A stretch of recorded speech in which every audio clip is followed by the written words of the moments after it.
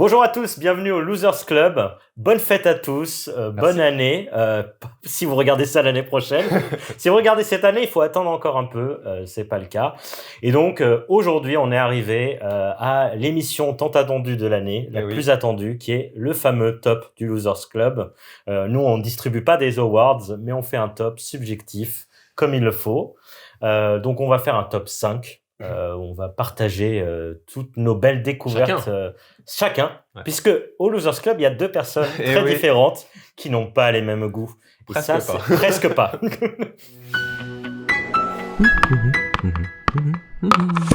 Et donc, on va déjà présenter nos mentions honorables. Et Thierry, c'est quoi tes mentions honorables ? Ma mention honorable de cette année, il y a Fromage. Ouais. Fromage qui vient de sortir en décembre 2025 et c'est vrai que ça donne un petit coup de vieux, ça fait un peu décalage parce que c'est vrai que ça fait longtemps qu'on y joue et ça fait très longtemps que je l'ai découvert en plus parce que j'avais découvert vraiment assez tôt avant qu'il sorte et tout ça.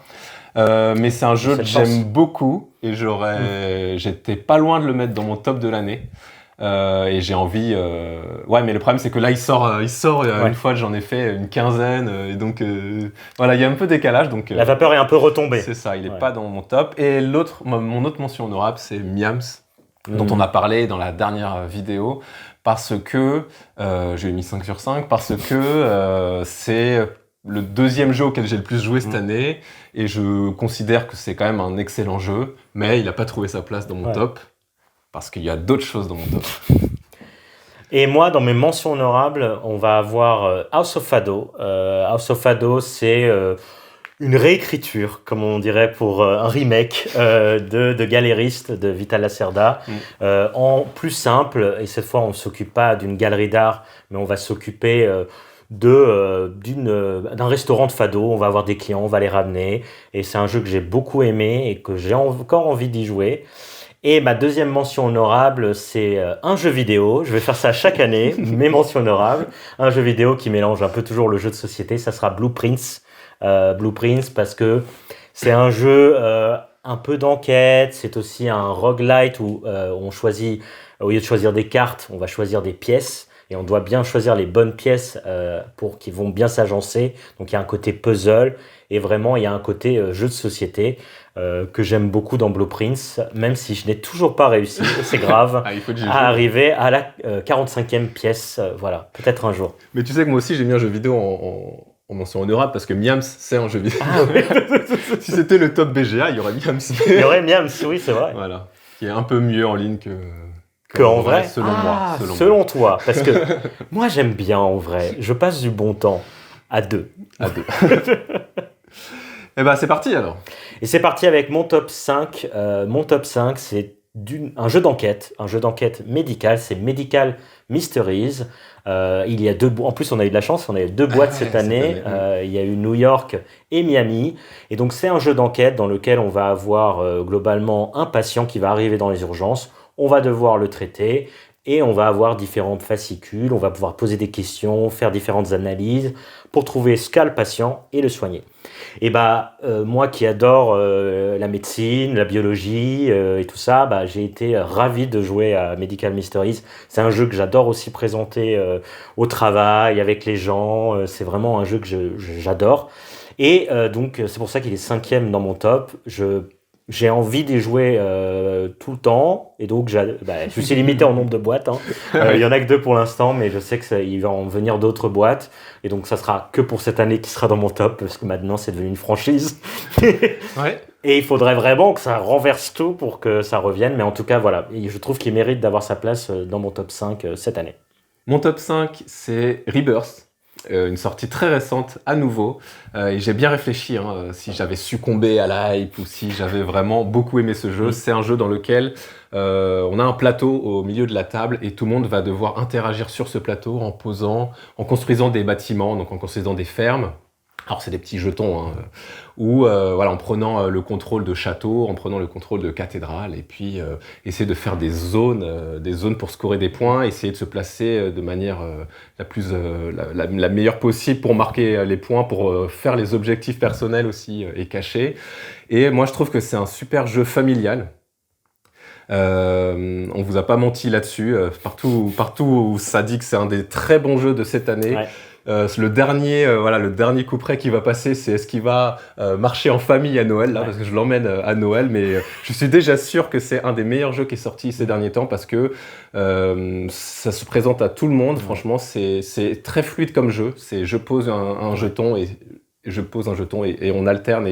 Et en fait, le fait aussi d'avoir cette fluidité, je trouve que ça amène pas mal de tension. Même moi, j'ai ressenti beaucoup de tension, plutôt sur la face avancée pour le coup, mais vraiment de devoir avoir l'œil partout, de se dire attends, il faut que je finisse cette zone, mais en même temps il faut que je fasse ça, et en même temps il faut que je fasse ça. Et donc voilà, donc c'est un jeu interactif par ce qu'il est en fait. On n'a même pas besoin d'essayer de bloquer les autres, on les bloque sans faire exprès, ça devient hyper interactif, quoi.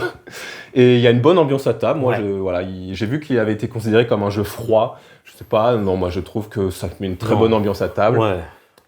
Et avec un petit thème sympa de solarpunk. Voilà, donc c'est mon top 5, Rebirth de Reiner Knizia. Bravo à lui.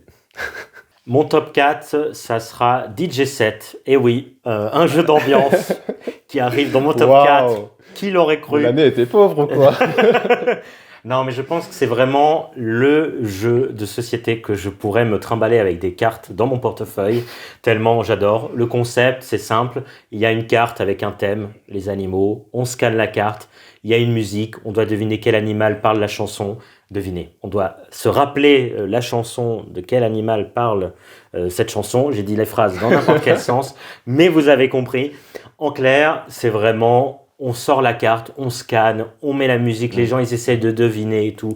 On n'a même pas besoin de jouer avec les points. Ça devient même pas un jeu de société, ça reste un jeu de société et c'est vachement bien. Moi je trouve que c'est un truc, encore une fois, c'est la thématique de ce soir, c'est le côté familial. C'est pas on va la changer bientôt.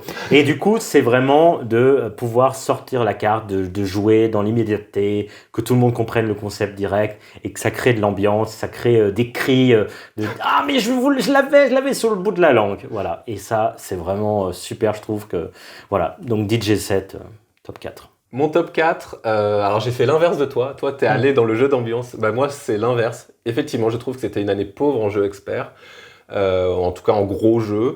Et c'est le plus gros jeu, je pense, de mon top. C'est Wondrous Creatures, que j'ai mis en 4. Force est de constater, quand j'ai repensé à mon année, que bah, voilà, c'est pas le jeu le plus dur. C'est un très bon jeu, justement, pour initier des gens qui ont envie de jouer pendant 1h30, 2h, qui ont envie d'avoir plusieurs ressources à gérer, des cartes à jouer et tout ça. C'est un jeu dans lequel on pose des animaux sur une carte pour récolter des ressources. Et grâce à ces ressources, on peut jouer des cartes qui représentent d'autres animaux, représentent des sortes de Pokémon, voilà, des animaux un peu imaginaires. On est vraiment dans un univers un peu fantastique. Et le but, c'est tout simplement de jouer les bonnes cartes qui vont nous faire des pouvoirs immédiats, qui vont nous faire des pouvoirs la prochaine fois que je vais passer mon tour, etc.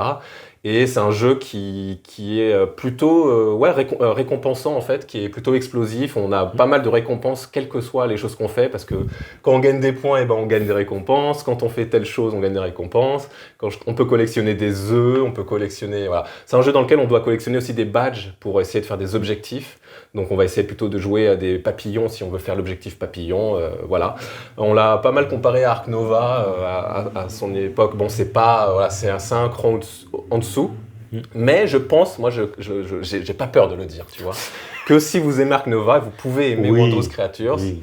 Voilà, c'est un peu plus familial, c'est un peu plus gentil, mais je trouve que c'est quand même un jeu de course. Et en étant un jeu de course, c'est un jeu qui peut être un peu tendu, voilà. Donc qui peut se jouer même avec des gens plus exigeants dans les jeux de société. Voilà.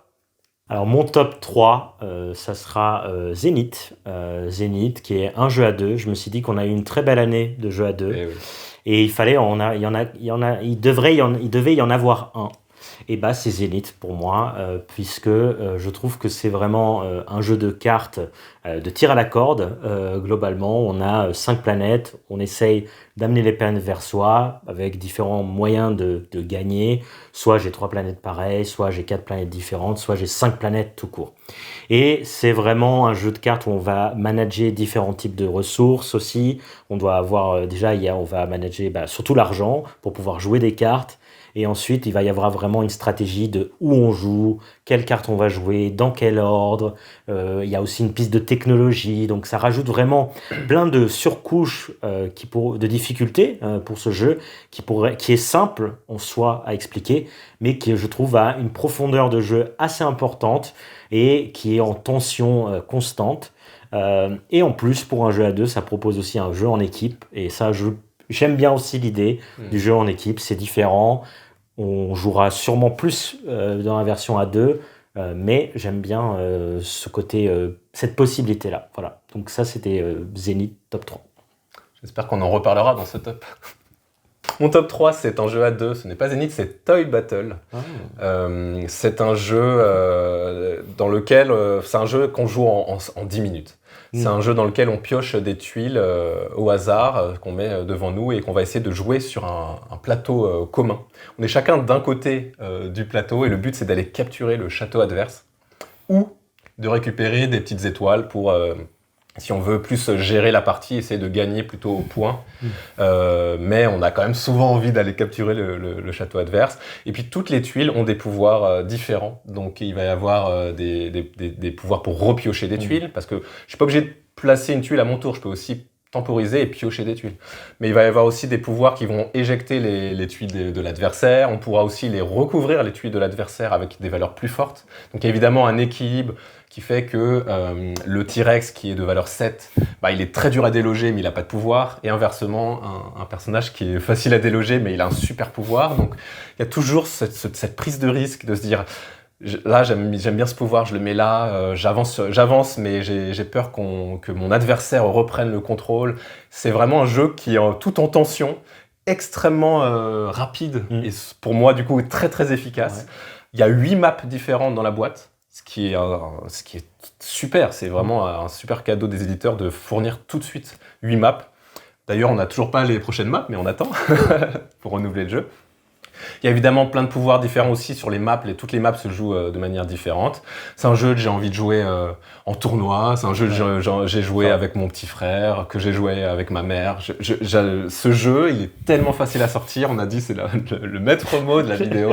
C'est familial. C'est familial, c'est l'ambiance à table. Ouais. J'y ai joué dans le train. Wow. J'y ai joué évidemment en ligne. Voilà, c'est un jeu... Sur un bout d'armoire, non.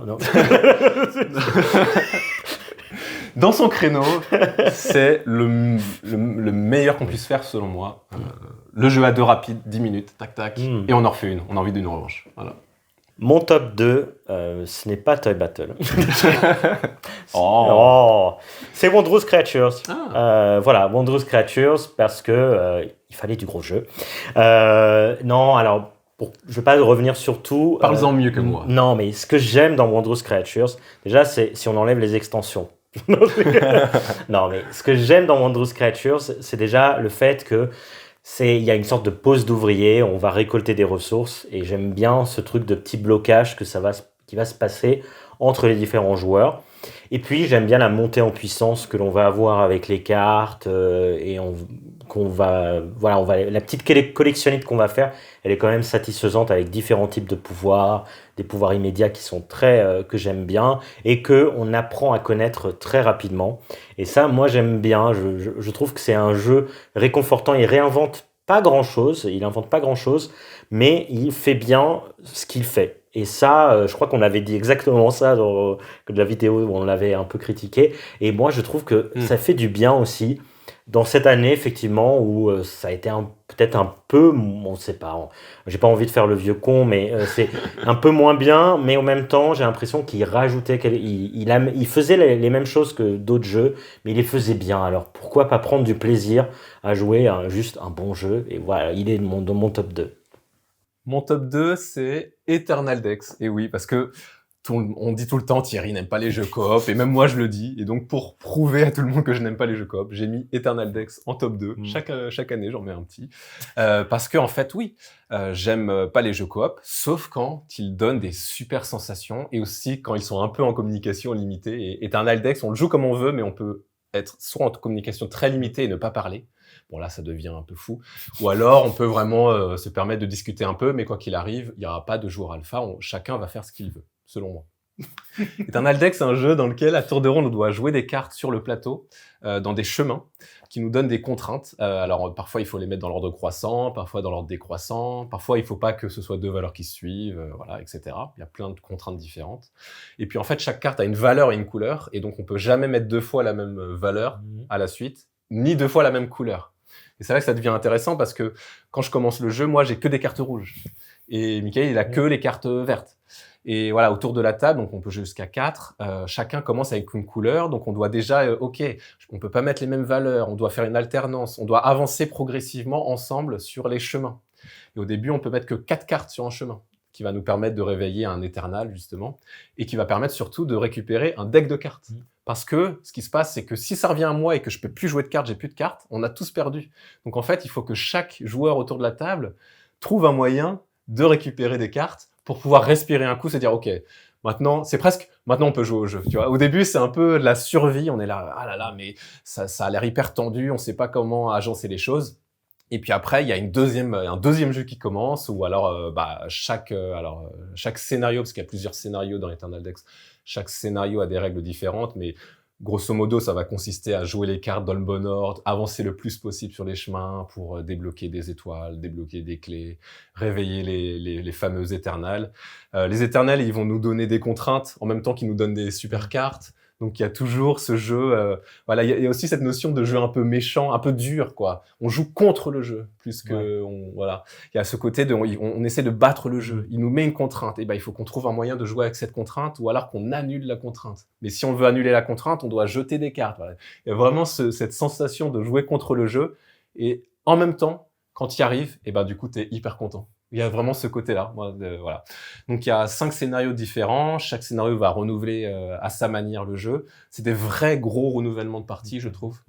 Ça change vraiment les sensations. On est obligé de se poser un peu, dire ah oui, ok, là on doit faire telle chose. Il y a un scénario, on doit mettre des couleurs aux bons endroits sur le plateau, quoi. Donc ah oui, d'accord, ça nous donne une direction, puis en même temps, il faut qu'on arrive à savoir. Toi, t'as envie de faire laquelle des deux, parce que voilà, je vous passe les détails, mais c'est toujours un jeu de communication.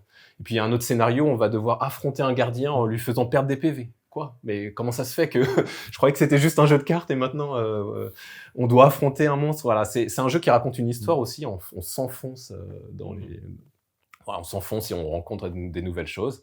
Donc c'est un peu une expérience. En même temps, c'est un très bon jeu coop qui peut se rejouer régulièrement, parce que pour moi, les parties sont jamais différentes. Parce que on pioche pas les cartes dans le même sens, on les joue pas au même endroit, au même moment, et qu'on joue pas aussi avec les mêmes joueurs, hein, donc il faut aussi s'adapter. C'est un jeu qui est, je pense, agréable à faire découvrir, mais c'est aussi très agréable de rejouer avec les mêmes personnes et d'apprendre à jouer ensemble. Et ouais, les seuls petits défauts que je trouve, c'est justement cette histoire de communication qui peuvent ralentir un peu la partie, parce que des fois il faut que je repioche pour savoir pour pouvoir te communiquer, alors que on aimerait bien pouvoir jouer vite. Mais non, sinon pour moi c'est un super jeu qui m'a donné des sensations de fou, quoi. Ouais, qui m'a fait dire c'est super les jeux coop. Mais là, tu m'as convaincu, je suis prêt à l'acheter et on va se lancer dans une campagne pour essayer. J'avoue que moi, il n'est pas rentré dans mon top puisque j'ai pas eu une super partie. Moi, je crois que j'aime pas les jeux coop au final. Ouais. Trop stressant. C'est un jeu qui peut être stressant. Ouais. C'est un peu stressant, mais je comprends. Ça donne envie en tout cas. Ah merci. C'était mon top 2. Et voilà, mon top 1, ça va être Druids of Edora.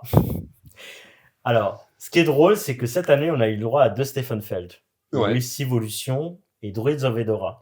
Et on aurait cru qu'on verrait Civolution dans mon top. Eh ben non. Vrai, on croyait. On croyait. J'avais bien dit que j'aimais bien Civolution.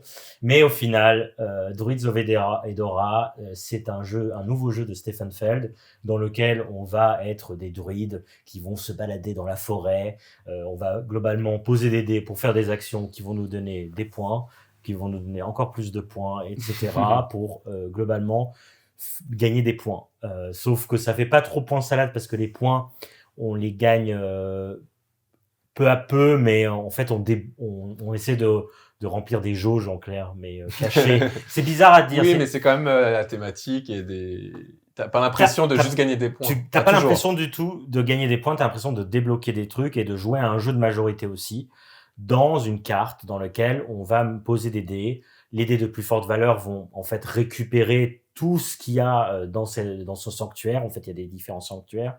Et quand j'ai mon dé, s'il est plus fort que les autres dés, bah, il va récupérer tous les objets qui ont été laissés par mes camarades. Par exemple, s'ils ont construit des menhirs, s'ils ont construit des stèles, etc.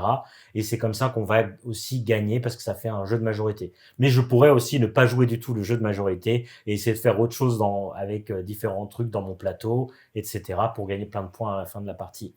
Et gagner aussi des points, des petits points au fil de l'eau et tout ça. Et en fait, ce que j'adore dans ce jeu, c'est déjà l'immédiateté. C'est un jeu que je trouve quand même rapide à jouer, fluide, et dans lequel où j'ai l'impression que j'aime bien, moi, quand je joue à ce jeu, je me donne une direction et je me stick to it. Je reste collé à ma direction et j'essaie de ne pas y bouger malgré les bâtons dans les roues que vont me mettre les adversaires. Je conseille que c'est un jeu très bien à 4. Vraiment, je trouve que à 4, il a une saveur que l'on ne voit pas à 3 ou à 2. Je trouve que vraiment à 4, il y a du blocage, il y a vraiment du stress à se dire « Ah non, mais il va aller là, il va me prendre mon menhir avant. Oh, au contraire, je vais lui laisser prendre ses dolmens, pardon. C'est des dolmens, je vais le laisser prendre ses dolmens et moi, je vais faire autre chose. Ah non, j'espère qu'il va pas prendre ce spot-là dans cette zone-là et tout ça. » Et je trouve que c'est un jeu quand même interactif, mais quand même on joue pas mal de son côté et beaucoup plutôt hein, c'est ce qu'on dit sur Stefan c'est on a l'impression qu'on joue avec les autres mais en fait on joue tout seul, mais là on joue quand même un peu plus avec les autres que d'habitude, et moi qui j'aime bien jouer un peu tout seul, et ben là j'aime bien l'interaction. C'est très bizarre, j'aime bien l'interaction. Je vais pas toujours aller la chercher sur le plateau, attention, vous m'aurez pas. Mais j'adore la sensation qu'il me donne le fait que on a l'impression vraiment de faire des fois un God turn où on va faire cette action qui me permet de faire cette action qui me permet de faire ça, mais toujours limité. Hein. C'est pas aussi fou qu'un Marrakech, mais quand même c'est assez fou, je trouve, pour un jeu un peu moins expert, pour un jeu que je trouve initié plus, mais j'aime bien en fait, j'adore. Et voilà, c'est vraiment mon jeu de l'année, un jeu que j'ai pas si bien noté quand je l'ai présenté. Je vais donner la note de 4 au lieu de 5. Et aujourd'hui, je lui donne la note 5. On change les notes. on revient tout en arrière et on change. Et c'est mon jeu préféré de l'année. Voilà, c'est Druids of Edora.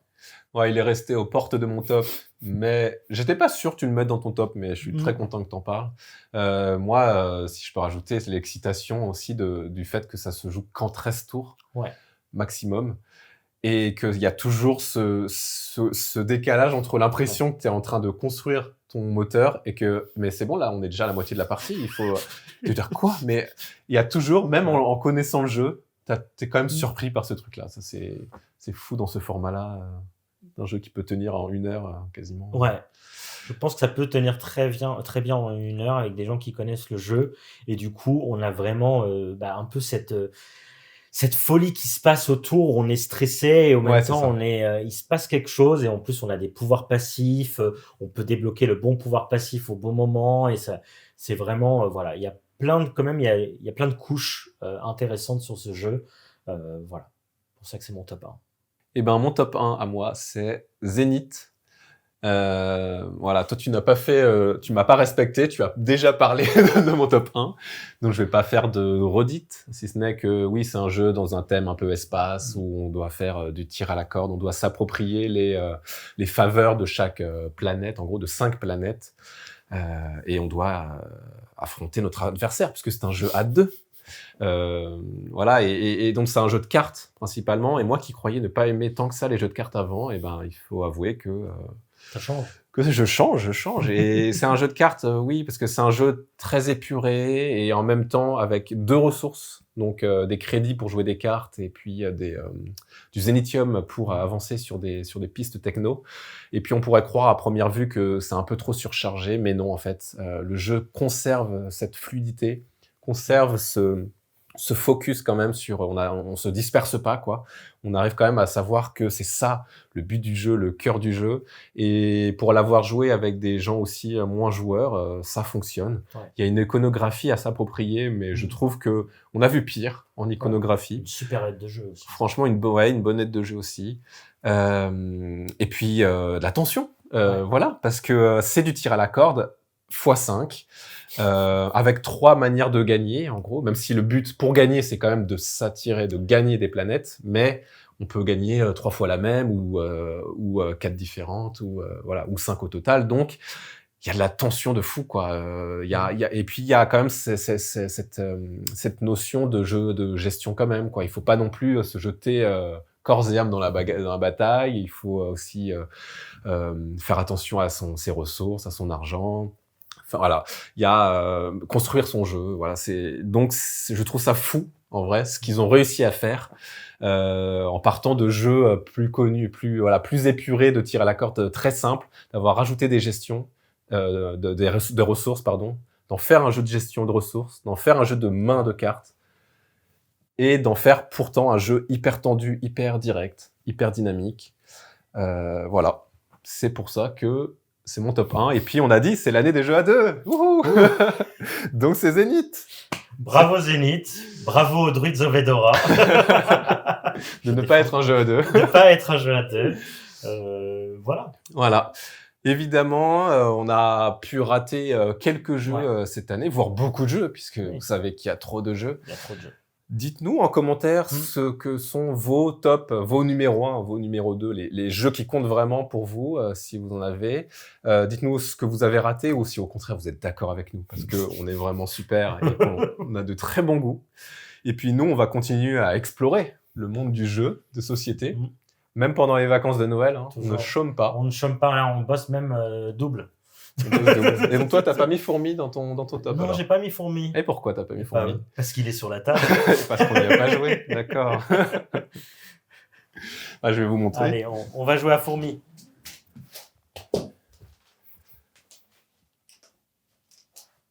Wow. Eh ben c'est parti. Est-ce que ce sera le top raté 2025? Mais est-ce qu'il compte du coup pour 2024 26, pardon. C'est possible en vrai. Peut-être. Il y a des ressources.